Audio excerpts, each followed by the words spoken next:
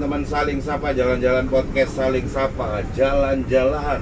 Episode kali ini kita kedatangan seseorang yang bergerak di, bisa dibilang bidang sosial ya Pak ya? Iya, sosial kemanusiaan. Sosial kemanusiaan. Selamat datang Pak Puryadi. Terima kasih. Pak Puryadi ini aktivis PDDI, yaitu apa Pak? Perhimpunan Donor Darah Indonesia. Wah, ini keren ini. Ngomong donor darah ini, saya punya utang nggak donor mulai Oktober 2019. Mulai pandemi saya udah nggak pernah, ya? Iya nggak aktif. Bapak sudah berapa kali donor Pak? Alhamdulillah sudah 104. Wah, itu sudah ada penghargaannya ya, itu. penghargaan. Beliau udah pakai penghargaannya, udah pakai emas. Emas itu berapa? 50? Kalau emasnya itu yang ini dari provinsi 75 kali. Oh begitu, 75 kali dari provinsi. Nah, kalau yang 100 nanti yang di Jakarta Presiden penyematnya. Wow. Jadi ketika beliau itu 100, yang ke 100, ini sudah ke 100 ya? Ya, kalau tahun ini ke istana ini. Wah, ini jadi tamu istana nih. Doakan sehat selalu. Ya, saya doain sehat selalu biar bisa terima ke istana nih. Jadi 100 kali.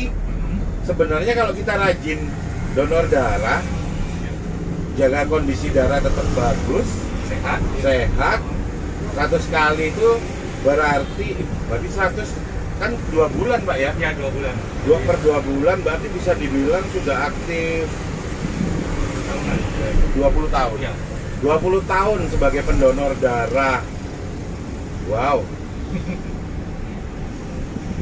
Luar biasa ini. Dan memang layak sih dapat penghargaan dari Presiden karena itu sebuah dedikasi. Memang buat teman-teman kayaknya remeh ya.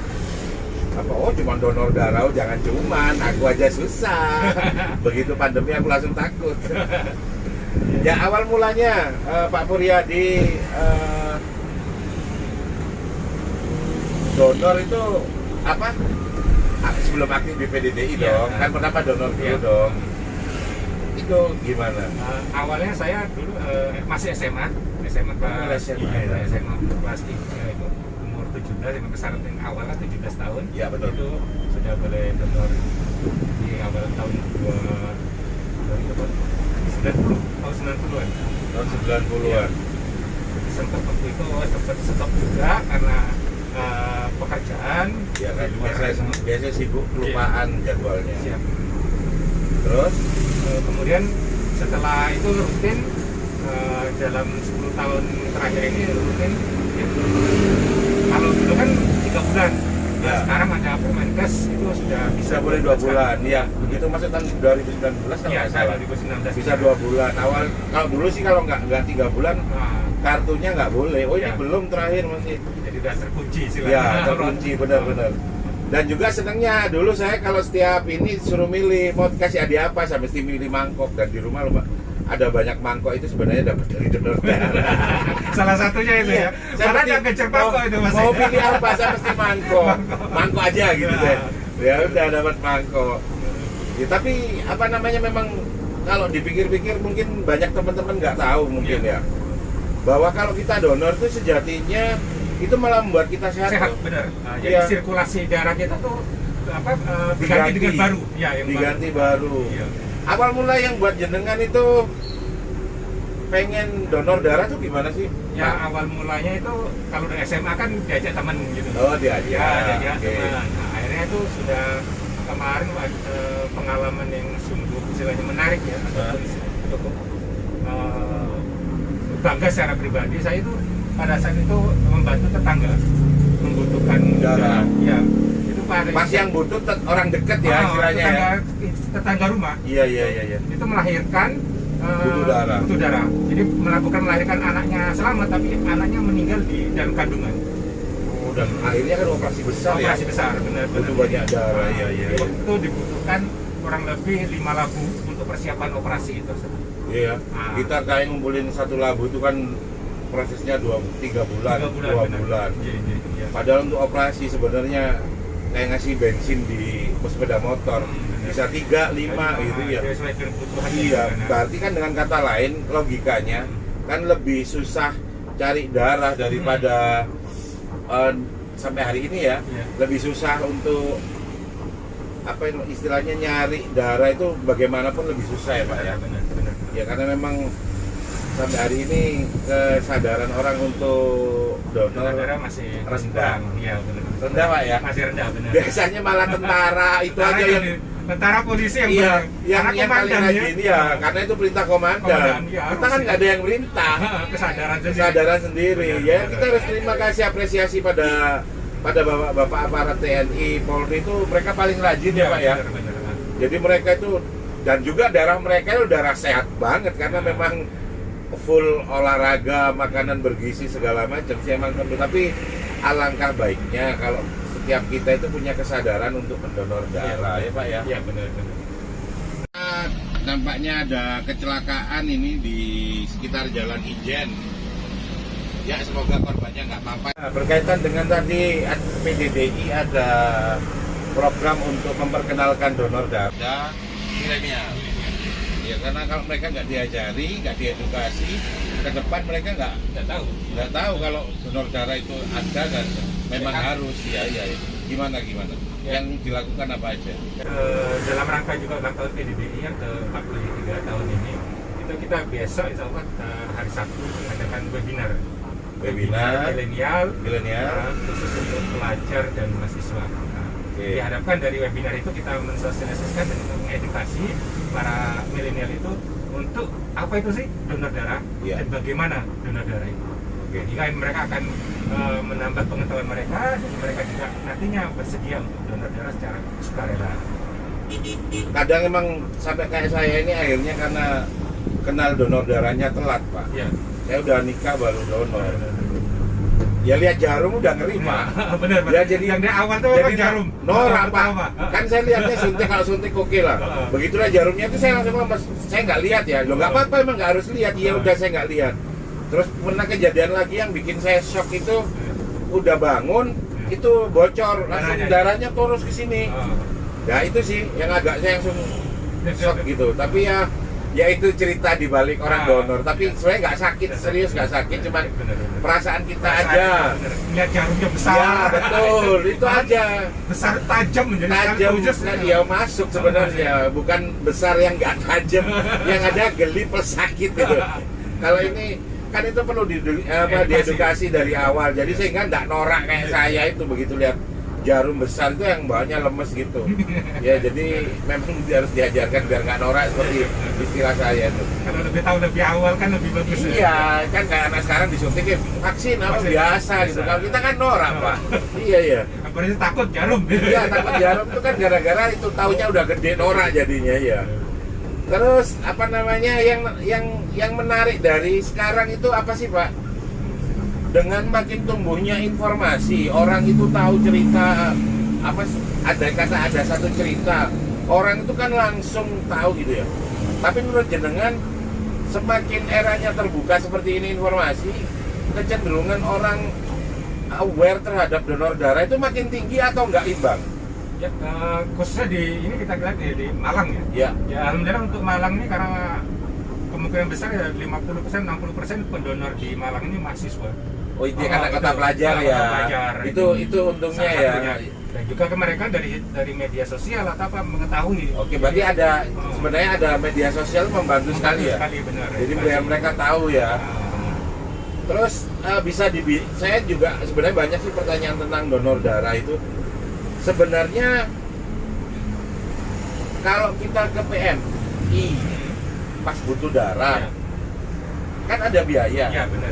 Itu buat beli darahnya atau buat beli peralatannya? Itu bukan biar orang nggak salah paham. Biar nggak salah paham. Karena kok darah gratis ya, kayaknya nyumbang gratis ya. Iya. Pas butuh beli gitu. Kok beli? Oh, istilahnya kan gitu. Iya, itu gimana? Biar nggak salah paham. Ya itu istilahnya biaya pengganti pengolahan darah. Karena darah itu nggak serta-merta digunakan, dikeluar langsung digunakan nggak bisa. Jadi harus diproses dulu kan. Dan juga alat-alat semua sekali pakai. Jadi nggak bisa. Dibuang. Jadi teman-teman misalnya pengetes darah kan jarumnya dibuang. Oke, nggak bisa dipakai dua kali nggak bisa. Oke, karena sterilisasi. Benar. Dan itu butuh alat dan alatnya juga nggak murah. Memproses darah untuk siap dimasukkan ke transfusikan ke pasien ke pasien itu sudah sehat, steril, benar, dan juga aman.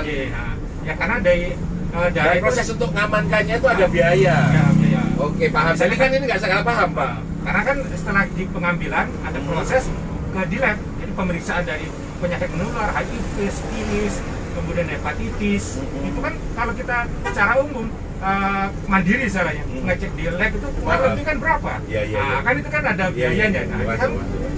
Itu jadi pasien dibebankan, keluarga pasien dibebankan untuk mengganti biaya itu. Karena tidak ada istilahnya. Jadi kalau dibayar oleh pemerintah tidak ada gitu. Iya. Dan juga PMI sebenarnya adalah NGO. Iya. Kan nggak ikut government kan? Benar. Jadi mandiri. Jadi yang namanya PMI itu NGO, sehingga dia non government organization, di mana dia harus menghidupi dirinya sendiri. Jadi gaji karyawannya, semua yang istilahnya operasionalnya itu diambil dari itu tadi, biaya pengganti pengelolaan dana itu tadi. Betul. Kalau sekarang itu kantong 360 itu sudah mencakup semua itu perincian satu biaya. Kantong 360.000 itu enggak, itu bukan berarti suruh beli darah. Jadi pengganti pengelolaan darah ini. Yes, termasuk operasionalnya, termasuk juga untuk pendonornya itu, pendonor dapat snack, dapat mangkok tadi. Dapat mangkok. Jujur aja, saya kalau donor dapat mangkok, mangkoknya bagus. Salah satu. Ya makanya Anda harus donor supaya dapat mangkok bagus. Ya udah gitu aja lah, simple. Dan yang menarik lagi nih Pak. Banyak mitos-mitos yang sampai hari ini ya berkembang. Karena kalau kata ibu-ibunya jangan donor deh, nanti malah gendut. Kan mitos-mitos itu yang harus klarifikasi. Apa benar? Nah, itu istilahnya tergantung dari masing-masing. Kalau misalnya setelah donor makan banyak ya gemuk pasti. Ya, kalau diet ya diet nggak apa-apa. Iya. Malah bagus untuk sirkulasi darah. Iya, malah bagus ya. Jadi membakar kalori. Juga menghilangkan detox. Kalau yang darah yang kemarin ada detoxnya, hilang karena diganti darah yang baru. Dan juga membakar kalori kan ada ya. Oh iya benar bakal kalori ya. Kalau lari berapa kilo baru terbakar 500. Iya betul. Tapi dengan donor otomatis kalorinya ini. Iya terredus, terbuang. Iya malah sebenarnya logikanya sih malah lemak-lemak yang ada di darah yang lama itu dikeluarin, diganti sama darah baru yang nggak ada lemaknya. Mulyadi. Seringkali kan kita itu yang namanya sedekah itu kan ya dianggap kalau pernah ngasih duit itu cukup, batu ini cukup gitu. Padahal orang lupa bahwa sekarang itu ada loh yang namanya sedekah dari bagian tubuh kita untuk menyelamatkan nyawa orang lain. Jadi meskipun itu cuma setetes darah itu menyelamatkan jiwa gitu ya. Dan di PMI itu ada kata-kata keren, belum dibilang hidup jika tidak bermanfaat buat orang lain. Itu pernah itu quote yang paling saya ingat kalau di PMI, ada itu yang saya baca gitu. Pernah nggak sih Pak PDDI itu bergerak ke pesantren kan banyak dong, dan mereka itu kan kumpul dalam satu tempat kayak di barak militer. Kenapa sih kok nggak di pesantren? Karena adik-adik itu sehat banget itu di pesantren. Ya karena itu tadi salah satu yang pertama itu kan dari usia 17 tahun kan minimal untuk syaratnya donor. Nah, kemudian kalau yang tadi dikatakan dengan pesantren kan rata-rata pesantren udah mulai dari SD, SMP itu kan baru di pesantren kan. Tapi jadi belum bisa memenuhi syarat. Kemudian yang kedua itu kita sudah ada program juga biasa bulan puasa. Kita rujuk ke masjid-masjid. Oh iya udah. Aku pernah ke Masjid Nur. Nah, itu pernah. Jadi setelah sholat tarawih donor. Nah, karena kan bawa bus kan. Jadi kalau di Kidul Pasar ya tahu. Jadi selain biasanya kan orang setelah puasa takutnya membatalkan. Malah bagus sudah. Padahal tidak membatalkan. Malah sebenarnya kondisi kita pas puasa itu bagus-bagusnya Pak, sirkulasi darah kita. Benar. Jadi makanya program untuk PDDI dan PMI itu biasanya setelah sholat tarawih kita rujuk ke masjid-masjid yang keren itu. Alhamdulillah sudah berapa tahun ini sudah berjalan seperti itu. Mungkin bisa saya juga minta info sih Pak. Sering kan orang itu masih, sebenarnya saya bilang mitos juga enggak sih, emang kenyataannya pernah terjadi. Kan orang Indonesia banyak darah O. Iya benar. Otomatis darah O itu asumsinya banyak orang, oh itu kan bisa dikasihkan ke golongan darah apapun. Tapi setelah saya baca itu ternyata pada saat kondisi perang, darurat, memang bisa diberikan bisa dikasihkan, tapi tetap jangka panjang akan beku ya. Nah, ya ini maksud saya, berarti yang punya darah O ya harus dikasih darah O. Darah A. Ya, maksud saya itu kan, sehingga kita nggak bisa menggantungkan lagi pada golongan darah tertentu bahwa itu bisa kita pakai. Kalau golongan darah kita beda, enggak kan? Nggak bisa ya Pak ya? Ayo ini mohon penjelasannya Pak. Ya, jadi masing-masing golongan itu punya karakteristik sendiri kan. Ya. Jadi untuk darah benar. Kalau sekarang ini darah A untuk A, B, AB sendiri kan juga. Bahkan ada AB positif. Nah, ada yang negatif. Nah, ini yang memang kesulitan sekarang khusus ini, ini resus negatif. O negatif. Semua. Jadi ada negatif, jadi B negatif, AB negatif. Jadi untuk perbandingannya itu 1:1000. Mendingan. Jadi kalau mamanya darah O, A, AB, B itu resus negatifnya yang harus menerima dengan resus negatif juga, tidak boleh dengan resus positif. Karena orang Indonesia ini istilahnya rata-rata umumnya resusnya positif. Makanya perbandingannya satu orang resus negatif itu terdiri dari 1000 orang resus positif. Jadi karena perbandingannya 1:1000. Buat teman-teman yang punya darah spesial ini, golongan darah resus spesial ini, mungkin minta kesadarannya lebih ya, karena memang sangat dibutuhkan. Nah, itu yang untuk resus negatif, itu mereka donornya donor panggil. Donornya panggil. Karena pada saat ada pasien resus negatif, itu mereka baru bisa atau di apa? Ya minimal mendaftarkan lah ya. Bener, jadi teman-teman untuk daftar tunggu waiting list. Jadi untuk teman-teman yang merasa memiliki golongan darah resus negatif, yang itu memang darahnya spesial, minimal daftarkan ke PMI. Jadi ketika ada pasien dengan golongan darah yang sama, Anda bisa dipanggil dan memang segera mungkin bisa memberikan bantuan gitu ya Pak ya. Nah, ini informasi yang penting juga. Jadi kenapa sampai diminta kalau bisa minimal cek darah dulu lah, darah itu apa gitu ya, biar tahu. Karena seringkali kalau kita nggak tahu golongan darah kita apa, oke lah kalau kita sebagai pendonor bisa cuek. Tapi pada saat Anda jadi pasien, coba pikirkan ketika Anda menjadi pasien. Terakhir ini, saya pengen tahu PDDI ini rencananya atau ada program apa, atau bisa kalau perlu cerita sejarahnya, kalau perlu PDDI ini sejarahnya gimana sampai adanya PDDI, terus kemudian sudah menjalankan apa aja, bahkan karena memang bisa dibilang ini juga organisasi sosial, volunteer, pasti juga nggak hanya urusan darah aja dong. Ya ini bisa dijelaskan, bisa diceritakan. Untuk PDD sendiri merupakan perkumpulan dari para pendonor sukarela. Ya ini sebenarnya masuk ya. Masuk. Tapi ya tadi tidak semua istilahnya mendaftar ya. Harus mendaftar istilahnya. Ya, oke, saya daftar nanti. Ini hari ini saya daftar PDDI. Oh, bagus. Jadi kita salah satu tugas dari PDDI itu mengedukasi.